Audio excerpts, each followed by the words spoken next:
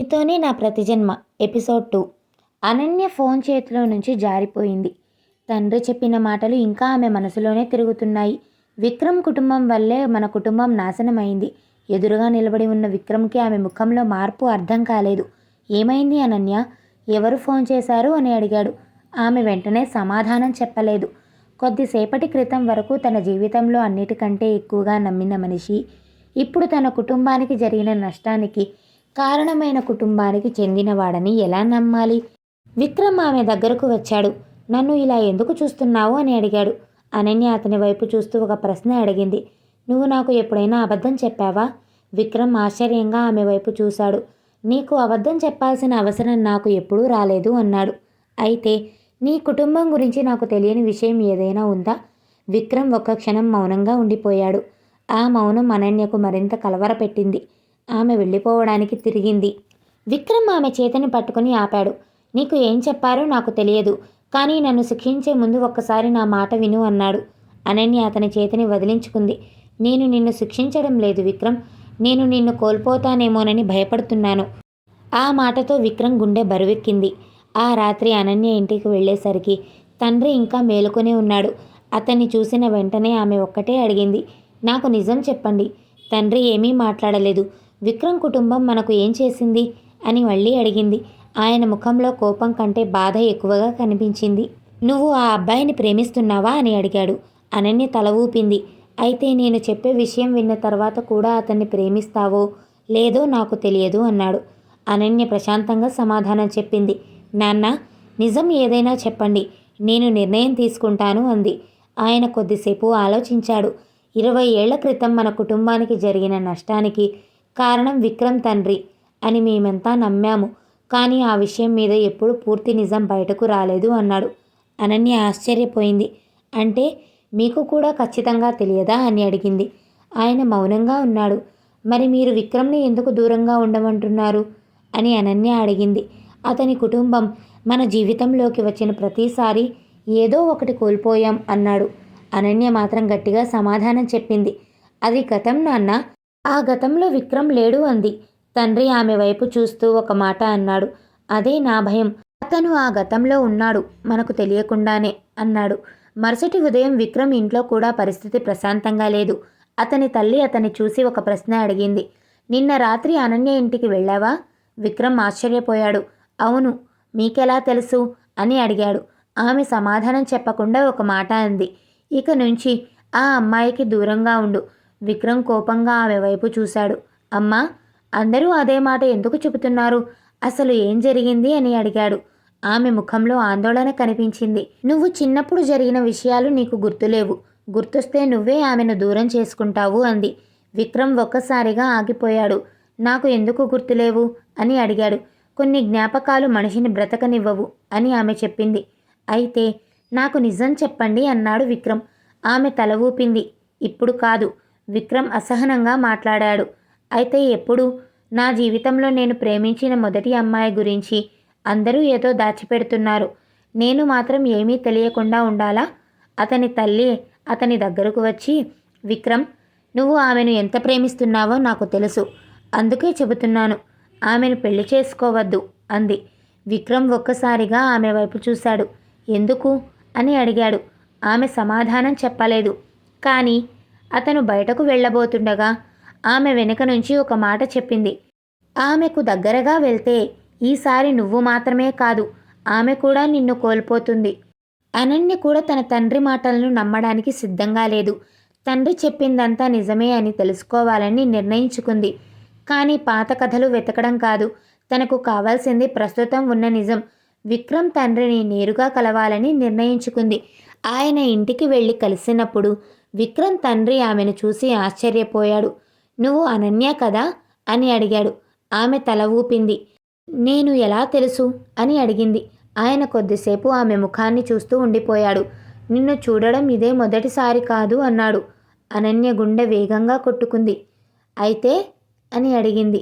ఆయన సమాధానం చెప్పకముందే విక్రమ్ తల్లి అక్కడికి వచ్చింది. ఇక్కడికి ఎందుకు వచ్చావు అని అడిగింది. అనన్య ప్రశాంతంగా సమాధానం చెప్పింది. నాకు నిజం తెలుసుకోవాలి. విక్రమ్ తండ్రి మాత్రం ఆమెను కూర్చోమని చెప్పాడు. నీకు నిజం తెలుసుకోవడానికి ముందు ఒక విషయం తెలుసుకోవాలి. నీ కుటుంబం గురించి మాకు కూడా చాలా ప్రశ్నలు ఉన్నాయి అన్నాడు. అనన్య ఆశ్చర్యపోయింది. మా కుటుంబం గురించి అని అడిగింది.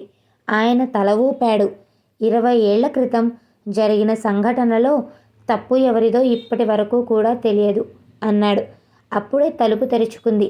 విక్రమ్ లోపలికి వచ్చాడు. అతన్ని చూసి అనన్య ఒక్కసారిగా లేచి నిలబడింది. నువ్వు ఇక్కడా అని అతను అడిగాడు. నిజం తెలుసుకోవడానికి వచ్చాను అంది. అయితే మనిద్దరం కలిసి తెలుసుకుందాం అన్నాడు విక్రమ్. ఆమె అతని వైపు చూసింది. నీ కుటుంబం నా కుటుంబానికి ఏం చేసిందో నీకు తెలియదా? తెలియదు అన్నాడు. తెలుసుకోవాలని అనిపించలేదా అని అడిగింది. ఇప్పుడు అనిపిస్తుంది అన్నాడు. అతను ఆమె చేతిని పట్టుకున్నాడు. కానీ ఒక విషయం మాత్రం నాకు తెలుసు. నీ కుటుంబం నా కుటుంబానికి ఏం చేసిందో నాకు తెలియదు. నా కుటుంబం నీ కుటుంబానికి ఏం చేసిందో కూడా తెలియదు. కానీ నువ్వు నాకు ఏం చేశావో నాకు తెలుసు.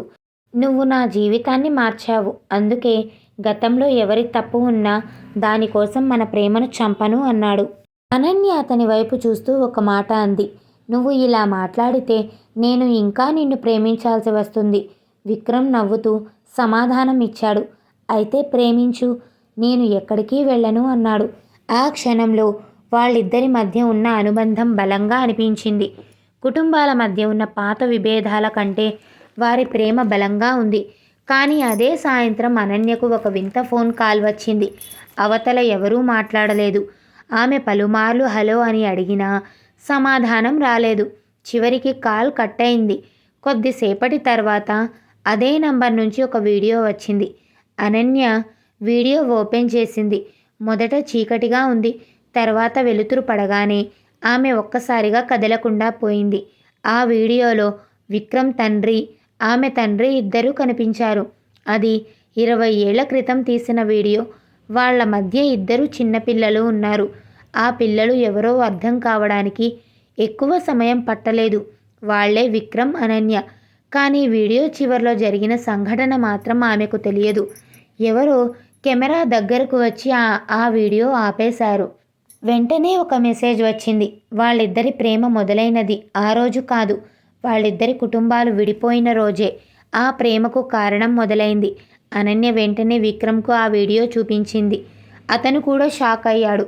ఈ వీడియో ఎవరు పంపారు అని అడిగాడు. ఆమెకు తెలియదు. విక్రమ్ ఆ నంబర్కు కాల్ చేశాడు. Number switch off. కానీ వీడియోలో చివరి కొన్ని సెకండ్లలో కనిపించిన ఒక విషయం అతని దృష్టిని ఆకర్షించింది. కెమెరా వెనుక నిలబడి ఉన్న వ్యక్తి చేతికి నల్లటి బ్రేస్లెట్ ఉంది. విక్రమ్ ఆ బ్రేస్లెట్ను ఎక్కడో చూసినట్లు అనిపించింది. ఆ రాత్రి వాళ్ళిద్దరూ కలిసి కూర్చొని మాట్లాడుకున్నారు. ఇన్ని ప్రశ్నల మధ్య కూడా అనన్య ఒక్కసారిగా అడిగింది, విక్రమ్, మనం విడిపోవాల్సి వస్తే? అతను ఆమె వైపు తిరిగి చూశాడు. ఎందుకు ఆ మాట అన్నాడు. మన కుటుంబాలు ఒప్పుకోకపోతే అని అడిగింది. అయితే వాళ్ళను ఒప్పిస్తాం అన్నాడు. వాళ్ళు ఒప్పుకోకపోతే? అయితే మనం మన జీవితాన్ని మనమే నిర్ణయించుకుంటాం అన్నాడు. ఆమె కొద్దిసేపు అతని వైపు చూస్తూ ఉండిపోయింది. నువ్వు నాకు ఇంత నమ్మకం ఇస్తుంటే నాకు మరింత భయంగా ఉంది అంది. నన్ను కోల్పోతానని భయపడుతున్నావా అని విక్రమ్ అడిగాడు. ఆమె మౌనంగా తల ఊపింది. అయితే నా దగ్గరే ఉండు అన్నాడు. ఆమె అతని చేతిని పట్టుకుంది. ఏం జరిగినా నన్ను వదలవు కదా అని అడిగింది. నువ్వు నన్ను వదిలినా నేను నిన్ను వదలను అన్నాడు. ఆ రాత్రి వాళ్ళిద్దరూ తమ ప్రేమను కుటుంబాల కంటే పెద్దదిగా భావించారు. కానీ వాళ్లకు తెలియని విషయం ఏమిటంటే వాళ్ళు మాట్లాడుకుంటున్న ఆ ప్రదేశాన్ని ఎవరో దూరం నుంచి గమనిస్తున్నారు. మరుసటి రోజు అనన్య ఇంట్లో పెళ్లి గురించి మాట్లాడడం మొదలైంది. ఆమె తండ్రి అకస్మాత్తుగా ఒక మాట అన్నాడు. నీకు ఒక సంబంధం వచ్చింది. అనన్య వెంటనే సమాధానం చెప్పింది. నాకు విక్రమ్ ఉన్నాడు కదా, ఆ అబ్బాయి గురించి ఇక మాట్లాడకూడదు అన్నాడు తండ్రి. ఎందుకు అని ఆమె అడిగింది. అతనితో నీ పెళ్లి జరిగితే మన ఇంట్లో ఇంకో ప్రాణం పోతుంది అన్నాడు. అనన్య ఒక్కసారిగా నిశ్శబ్దమైంది. ఏమంటున్నారు అని అడిగింది. తండ్రి సమాధానం చెప్పలేదు.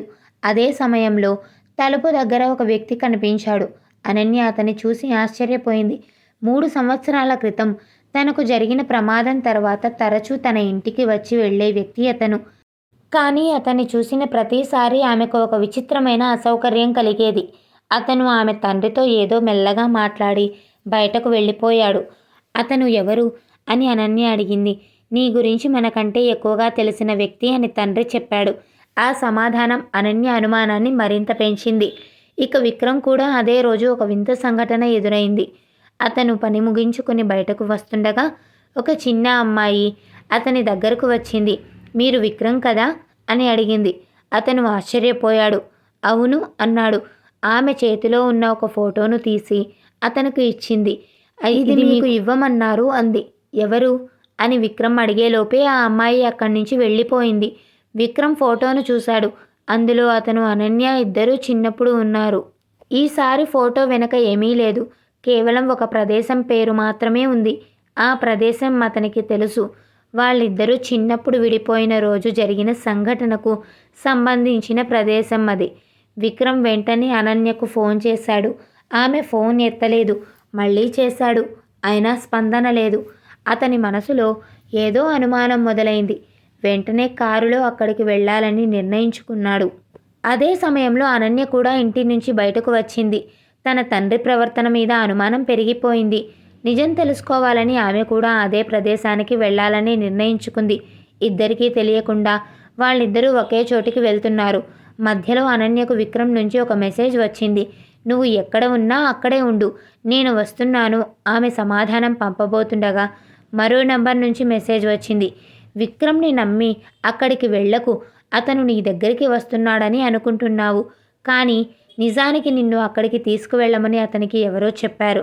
అనన్య ఆ మెసేజ్ను చూసి ఆగిపోయింది. వెంటనే విక్రమ్కు కాల్ చేసింది. అతను ఫోన్ ఎత్తలేదు. ఆమె మనసులో అనుమానం మొదలైంది. అదే సమయంలో విక్రమ్ కారు ఆ ప్రదేశానికి చేరుకుంది. అతను కారు దిగి చుట్టూ చూశాడు. కొద్ది దూరంలో ఒక వ్యక్తి కనిపించాడు. అతని చేతికి అదే నల్లటి బ్రేస్లెట్ ఉంది. వీడియోలో కనిపించిన వ్యక్తే అతను. విక్రమ్ అతని వెనక పరిగెత్తాడు. ఆ వ్యక్తి వెనక్కి తిరిగి చూసి చిరునవ్వు నవ్వాడు.